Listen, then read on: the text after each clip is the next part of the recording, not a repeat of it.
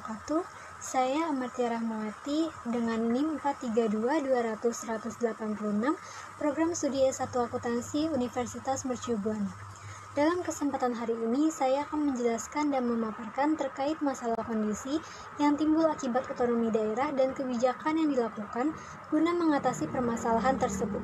Tugas ini dibuat untuk memenuhi tugas besar 2 dalam mata kuliah Perekonomian Indonesia dengan dosen pengampu Ibu Riati Handayani SEMAK. Definisi otonomi daerah. Istilah otonomi secara etimologi berasal dari bahasa Latin, yaitu autos yang berarti sendiri dan nomos yang berarti aturan. Sehingga otonomi diartikan sebagai pengaturan sendiri, mengatur atau memerintah sendiri. Dalam Undang-Undang Nomor 32 Tahun 2004 Pasal 1 Ayat 5, pengertian otonomi daerah adalah hak, wewenang, dan kewajiban daerah otonom untuk mengatur dan mengurus sendiri urusan pemerintah. Adapun pengertian otonomi daerah menurut para ahli, salah satunya menurut Suparmoko, yang mengartikan otonomi daerah sebagai kewenangan daerah otonom untuk mengatur dan mengurus kepentingan masyarakat setempat menurut prakarsa sendiri berdasarkan aspirasi masyarakat. Sedangkan yang dimaksud dengan daerah otonomi sendiri adalah kesatuan masyarakat hukum yang mempunyai batas daerah tertentu, berwenang mengatur dan mengurus kepentingan masyarakat setempat menurut prakarsa sendiri berdasarkan aspirasi masyarakat dalam Ikatan Negara Kesatuan Republik Indonesia. Salah satu aspek penting otonomi daerah adalah pemberdayaan masyarakat sehingga mereka dapat berpartisipasi dalam proses perencanaan, pelaksanaan, penggerakan, dan pengawasan dalam pengelolaan pemerintah dalam penggunaan sumber daya pengelola dan memberikan pelayanan prima kepada publik. Otonomi daerah diberlakukan di Indonesia melalui Undang-Undang Nomor 22 Tahun 1999 tentang pemerintahan daerah. Namun, pada tahun 2004, Undang-Undang Nomor 22 Tahun 1999 tentang pemerintahan daerah dianggap tidak sesuai lagi dengan perkembangan keadaan, ketatanegaraan, dan tuntutan penyelenggaraan otonomi daerah sehingga digantikan dengan Undang-Undang Nomor 32 Tahun 2004 tentang pemerintahan daerah. Selanjutnya, Undang-Undang Nomor 32 Tahun 2004 tentang pemerintahan daerah hingga saat ini telah mengalami beberapa kali perubahan. Terakhir kali dengan Undang-Undang Nomor 12 Tahun 2008 tentang perubahan kedua atas Undang-Undang Nomor 32 Tahun 2004 tentang pemerintahan daerah. Jenis-jenis otonomi daerah. Otonomi daerah dibedakan menjadi 3 jenis, yaitu otonomi formal, otonomi material, dan otonomi real. Yang pertama, otonomi formal. Adapun yang dimaksud dengan otonomi formal adalah apa yang menjadi urusan otonomi itu tidak dibatasi secara positif. Satu-satunya pembatasan ialah daerah otonom yang bersangkutan tidak boleh mengatur apa yang telah diatur oleh perundangan. Yang kedua, otonomi material. Dalam otonomi material, kewenangan daerah otonom itu dibatasi secara positif, yaitu dengan menyebutkan secara limitatif dan terperinci atau secara tegas apa saja yang berhak diatur dan diurusnya. Dalam otonomi material ini ditegaskan bahwa untuk mengetahui apakah suatu urusan rumah tangga sendiri harus dilihat pada substansinya. Jadi, artinya apabila suatu urusan pada substansinya dinilai dapat menjadi urusan pemerintah pusat, maka pemerintah lokal yang mengurus rumah tangganya sendiri pada hakikatnya tidak akan mampu menyelenggarakan urusan tersebut. Yang ketiga yaitu otonomi real. Otonomi real merupakan gabungan antara otonomi formal dengan otonomi material. Dalam undang-undang pembentukan otonomi ini, kepada pemerintah daerah diberikan wewenang sebagai wewenang pangkal dan kemudian dapat ditambah dengan wewenang lain secara bertahap dan tidak boleh bertentangan dengan peraturan perundang-undangan yang lebih tinggi tingkatannya. Atau dengan kata lain, otonomi real ini pada prinsipnya menyatakan bahwa penentuan tugas pengalihan atau penyerahan wewenang urusan tersebut didasarkan pada kebutuhan dan keadaan serta kemampuan daerah yang menyelenggarakannya. Konsep dasar otonomi daerah. Yang pertama, penyerahan sebanyak mungkin kewenangan pemerintahan dalam hubungan domestik kepada daerah. Yang kedua, penguatan peran DPRD sebagai representasi rakyat lokal dalam pemilihan dan penetapan kepala daerah. Yang ketiga, pembangunan tradisi politik yang lebih sesuai dengan kultur berkualitas tinggi dengan tingkat akseptabilitas yang tinggi pula. Yang keempat, peningkatan efektivitas fungsi-fungsi pelayanan eksekutif. Yang kelima, peningkatan efisiensi administrasi keuangan daerah.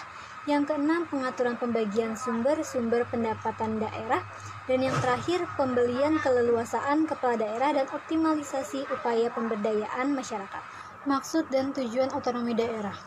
Maksud dan tujuan pemberian otonomi daerah secara tegas telah digariskan dalam GBHN adalah berorientasi pada pembangunan berdasarkan ide yang hakiki dalam konsep otonomi daerah yang tercermin dalam persamaan pendapat dan kesepakatan The Founding Fathers tentang perlunya desentralisasi dan otonomi daerah. Ditegaskan bahwa tujuan otonomi daerah kepada daerah setidak-tidaknya akan meliputi 4 aspek sebagai berikut. Yang pertama, dari segi politik, otonomi daerah bertujuan untuk mengikutsertakan, menyalurkan inspirasi dan aspirasi masyarakat, baik untuk kepentingan daerah sendiri maupun untuk mendukung politik dan kebijaksanaan nasional dalam rangka pembangunan dalam proses demokrasi di lapisan bawah. Yang kedua, dari segi manajemen pemerintahan, otonomi daerah bertujuan untuk meningkatkan daya guna dan hasil guna penyelenggaraan pemerintah, terutama dalam memberikan pelayanan terhadap masyarakat dengan memperluas jenis-jenis pelayanan dalam berbagai bidang kebutuhan masyarakat. Yang ketiga, dari segi kemasyarakatan, otonomi daerah bertujuan untuk meningkatkan partisipasi serta kemandirian masyarakat dengan melakukan usaha pemberdayaan masyarakat sehingga masyarakat makin mandiri dan tidak banyak bergantung pada pemberian pemerintah. Dan yang terakhir yaitu dari segi ekonomi pembangunan, otonomi daerah bertujuan untuk melancarkan pelaksanaan program pembangunan guna tercapainya kesejahteraan rakyat yang semakin meningkat. Adapun tujuan lain dari otonomi daerah diantaranya sebagai berikut. Dapat meningkatkan pelayanan kepada masyarakat, dapat mengembangkan kehidupan yang berasaskan demokrasi, dapat mewujudkan suatu keadilan sosial bagi seluruh masyarakat, dapat mewujudkan pemerataan daerah, dapat memelihara hubungan yang serasi dan baik antara pusat daerah serta antar daerah dalam rangka menjaga keutuhan negara, kesatuan Republik Indonesia, dapat mendorong upaya pemberdayaan masyarakat, serta dapat menumbuhkan prakarsa sekaligus kreativitas, meningkatkan peran masyarakat, serta mengembangkan peran dan fungsi dari pihak DPRD. Masalah kondisi yang timbul akibat otonomi daerah di Indonesia. Implementasi dari diberlakukannya kebijakan otonomi daerah bukanlah tanpa masalah. Ternyata banyak persoalan-persoalan yang muncul setelah diaplikasikannya otonomi daerah di lapangan. Banyaknya permasalahan yang muncul menandakan kebijakan ini menemui kendala-kendala dan harus cepat dievaluasi dan disempurnakan agar tujuan yang ingin dituju dari kebijakan otonomi daerah ini dapat tercapai. Masalah umum akibat otonomi daerah. Yang pertama, masalah kewenangan yang tumpang tindih.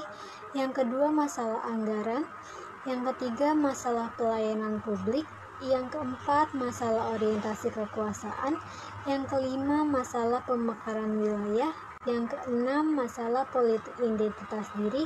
Dan yang ketujuh yaitu masalah pilkada langsung. Masalah yang timbul akibat otonomi daerah. Yang pertama, adanya eksploitasi pendapatan daerah. Salah satu konsekuensi otonomi adalah kewenangan daerah yang lebih besar dalam pengelolaan keuangannya, mulai dari proses pengumpulan pendapatan sampai pada alokasi pemanfaatan pendapatan daerah tersebut. Dalam kewenangan semacam ini, sebenarnya sudah muncul inherent risk atau risiko bawaan bahwa daerah akan melakukan upaya maksimalisasi, bukan optimalisasi, perolehan pendapatan daerah. Upaya ini didorong oleh kenyataan bahwa daerah harus mempunyai dana yang cukup untuk melakukan kegiatan, baik itu rutin maupun pembangunan. Yang kedua, pemahaman terhadap konsep desentralisasi dan otonomi daerah yang belum maksimal. Desentralisasi adalah sebuah mekanisme penyelenggaraan pemerintahan yang menyangkut pola hubungan antara pemerintah nasional dan pemerintah lokal. Desentralisasi diperlukan dalam rangka peningkatan efisiensi dan efektivitas penyelenggaraan pemerintahan sebagai wahana pendidikan politik di daerah untuk memelihara keutuhan negara kesatuan atau integrasi nasional, untuk mewujudkan dinamika demokrasi dalam penyelenggaraan pemerintahan yang dimulai dari daerah, untuk memberikan peluang kepada masyarakat untuk membentuk karir dalam bidang politik dan pemerintahan sebagai sarana bagi percepatan pembangunan di daerah untuk mewujudkan pemerintahan yang bersih dan berwibawa, Oleh karena itu, pemahaman terhadap konsep desentralisasi dan otonomi haruslah dilakukan secara maksimal. Yang ketiga, penyediaan aturan pelaksanaan otonomi daerah yang belum memadai. Parlemen di daerah tumbuh menjadi sebuah kekuatan politik real yang baru. Lembaga legislatif ini secara merdeka dapat melakukan sendiri pemilihan gubernur dan bupati atau wali kota tanpa intervensi kepentingan dan pengaruh politik pemerintah pusat. Kebijakan di daerah juga dapat ditentukan sendiri di tingkat daerah atas kesepakatan pemerintah daerah dan Dewan Perwakilan Rakyat Daerah atau DPRD. Setidaknya terdapat dua penyebab utama mengapa hal ini bisa terjadi, yaitu pertama, pemerintah pusat rupanya tak kunjung serius memberikan hak otonomi kepada pemerintahan di daerah. Yang kedua, desentralisasi telah menggelembungkan semangat yang tak terkendali di kalangan sebagian elit di daerah sehingga memunculkan sentimen ke daerah yang amat kuat. Yang keempat, kondisi SDM aparatur pemerintahan yang belum menunjang sepenuhnya pelaksanaan otonomi daerah. Sejak diberlakukannya otonomi daerah, sebagian pemerintah daerah bisa melaksanakan amanat konstitusi meningkatkan taraf hidup rakyat, menyejahterakan rakyat, dan mencerdaskan rakyat. Berdasarkan data yang ada 20% pemerintah daerah mampu menyelenggarakan otonomi daerah dan berbuah kesejahteraan rakyat di daerah. Namun, masih 80% pemerintah daerah dinilai belum berhasil menjalankan visi, misi, dan program desentralisasi. Pentingnya posisi manusia pelaksana ini karena manusia merupakan unsur dinamis dalam organisasi yang bertindak atau berfungsi sebagai subjek penggerak roda organisasi pemerintahan. Oleh sebab itu, kualitas mentalitas dan kapasitas manusia yang kurang memadai dengan sendirinya melahirkan implikasi yang kurang menguntungkan bagi penyelenggara otonomi daerah.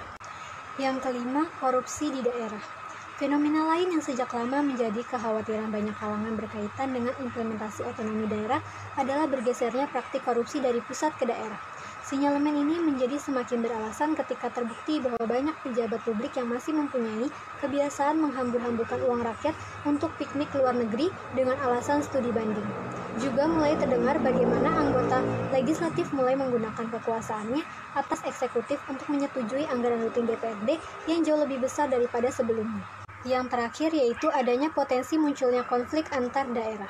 Ada gejala cukup kuat dalam pelaksanaan otonomi daerah, yaitu konflik horizontal yang terjadi antara pemerintah provinsi dengan pemerintah kabupaten atau kota, sebagai akibat dari penekanan Undang-Undang Nomor 22 Tahun 1999 yang menekankan bahwa tidak ada hubungan hierarki antara pemerintah provinsi dengan pemerintah kabupaten atau kota, sehingga pemerintah kabupaten atau kota menganggap kedudukannya sama dan tidak taat kepada pemerintah provinsi. Otonomi daerah telah mengkotak-kotakan wilayah menjadi daerah basah dan daerah kering. Pengkapsingan ini semakin mencuatkan ketimpangan pembangunan antara daerah kaya dan daerah miskin. Adanya potensi sumber daya alam di suatu wilayah juga rawan menimbulkan perebutan dalam menentukan batas wilayah masing-masing. Kebijakan yang dilakukan pemerintah pusat guna mengatasi permasalahan otonomi daerah. Pada intinya, masalah-masalah tersebut seterusnya akan menjadi persoalan tersendiri, terlepas dari keberhasilan implementasi otonomi daerah. Selain itu, untuk menyiasati beratnya beban anggaran, pemerintah daerah semestinya bisa menempuh jalan alternatif selain intensifikasi pungutan yang cenderung membebani rakyat dan menjadi disinsentif bagi perekonomian daerah, yaitu yang pertama efisiensi anggaran dan yang kedua revitalisasi perusahaan daerah. Pemerintah juga seharusnya merevisi undang-undang yang dipandang dapat menimbulkan masalah baru. Selain itu, juga perlu membuat beberapa kebijakan guna mengatasi masalah-masalah tersebut. Kebijakan yang dilakukan pemerintah pusat, diantaranya yang pertama membuat master plan pembangunan nasional untuk membuat sinergi pembangunan di daerah, agar menjadi landasan pembangunan di daerah dan membuat pemerataan pembangunan antar daerah. Yang kedua, memperkuat peranan daerah untuk meningkatkan rasa nasionalisme dengan mengadakan kegiatan menanamkan nasionalisme seperti kewajiban mengibarkan bendera merah putih. Yang ketiga, melakukan pembatasan anggaran kampanye karena menurut penelitian, korupsi yang dilakukan kepala daerah akibat pemilihan umum berbiaya tinggi membuat kepala daerah melakukan korupsi. Yang keempat, melakukan pengawasan perda agar sinergi dan tidak menyimpang dengan peraturan di atasnya yang lebih tinggi. Yang kelima, melarang anggota keluarga kepala daerah untuk maju dalam pemilihan daerah untuk mencegah pembentukan dinasti politik. Yang keenam, meningkatkan kontrol terhadap pembangunan di daerah dengan memilih mendagri yang berkapabilitas untuk mengawasi pembangunan di daerah. Yang ketujuh, melaksanakan good governance dengan memangkas birokrasi atau reformasi birokrasi, mengadakan pelayanan satu pintu untuk masyarakat, melakukan efisiensi anggaran. Dan yang terakhir, meningkatkan pendapatan asli daerah dari sektor SDA dan pajak, serta mencari dari sektor lain seperti jasa dan pariwisata digunakan untuk kesejahteraan masyarakat. Sekian materi yang sudah saya paparkan. Mohon maaf apabila terdapat kesalahan kata dalam pengucapan baik yang disengaja maupun tidak disengaja. Sekian dari saya. Wassalamualaikum warahmatullahi wabarakatuh.